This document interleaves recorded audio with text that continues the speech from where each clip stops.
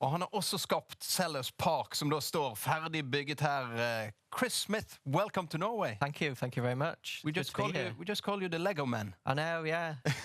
It's fair enough, I suppose. Yeah, it's a bit of fun, isn't it? Really, I suppose, making football grounds. But ground hopping, making the stadiums in Lego, got to be the best job in the world. Well, yeah, I think so. Like I think it said in the clip here, the job didn't exist, so it was maybe a good idea to invent it for myself. So. Yeah, it's good fun, and it's good to give them, to the customers who buy them, and to see their reactions when they've got them set up at home or in their office or something. And it's just a nice reminder of the team they support. So yeah.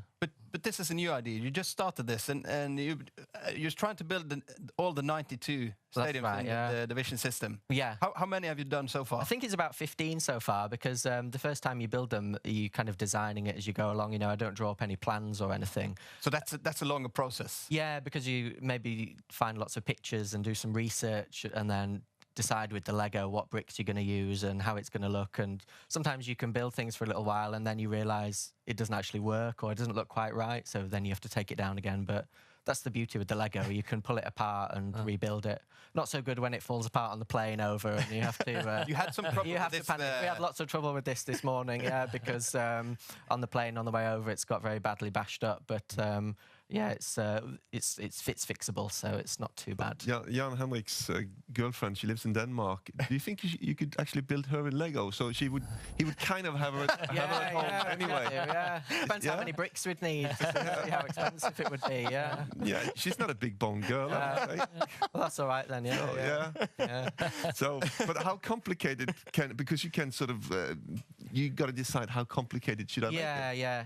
What I try to do is keep it as simple as possible, but also include the details to make it look realistic. So it's a kind of a balancing act, and there's a lot of decisions to make as you go along, because, I mean, when I'm back in the UK, I deliver them to people's houses and I can just give them to people, and, it's making it nice and secure, and there's no point building something massive that's really fragile that would fall over as soon as you touch it. It's nice, kind of chunky and a good so it's good private people that actually buy this. Although it's been quite good, really, because some of the football clubs in England have started commissioning me directly now. So I did one for Shrewsbury Town, they're in League Two, and took that along, and then we took it in the ground and got lots of nice pictures with it. Is it possible to make? Is it possible to make a living from this? Yeah. Just it is at the moment. I mean, what I've got originally was a startup loan to start the business, to buy the bricks, and then what I plan to do is to kind of, I'd like people to be able to build them themselves, really. So with my Old Trafford design, I submitted that to a website called Lego Ideas, and people can go to that website, look for Old Trafford, and they can vote or support the idea, and if it gets 10,000 supporters, then Lego themselves will look at it and consider whether they could produce the set. So they will produce the full package. Yeah, that's right. With and the box, commercially with it. Yeah, that's right. Okay. So they could use my design, but then produce the instructions. And then you might get royalties from it. That's right. Yeah. Okay, so that's the way you plan to. Make it big. Yeah, that's right. Yeah. Okay. So that's one part of the business plan going forward. Because then if they could do if they decide they like the idea, then maybe we could do a few more teams, not just Old Trafford. Well, the best of luck with that. Thank you. Akkurat dette stadionanlegget her, Sellers Park, det har vi tenkt å lodde ut, så det kan du faktisk vinne. Og hvis du tar en tur inn på våre Facebook-sider, TV2-sporten sine Facebook-sider, så ser du hvordan det går frem. Og så skal vi dele denne ut i løpet av fotballkveld klokken 20:30 i aften. Men you're also a big Crystal Palace supporter. Now we have Sellers Park, and we have Crystal Palace against Queen's Park Rangers, and it's a battle to stay in the Premier League. How do you think the season has been so far for Crystal Palace?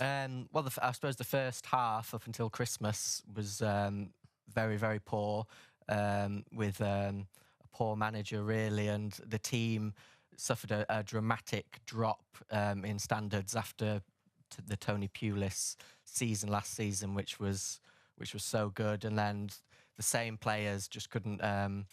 Under the different managers, just couldn't reach the same levels.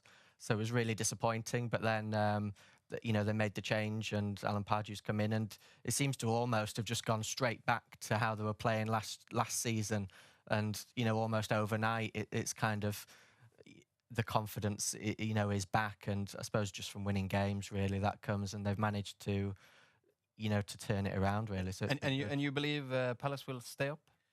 I never believe that until it's mathematically possible. I mean, you never quite rest easy. I mean, today's a big game really, because the difference between being 11 points clear of QPR and just 5, is massive. And 6 points is a cliche, but today, you could say that. So fingers crossed. But Palace are luckily in a position where a draw would be a good result, really. So are you a local lad? Is that the reason why you support the team?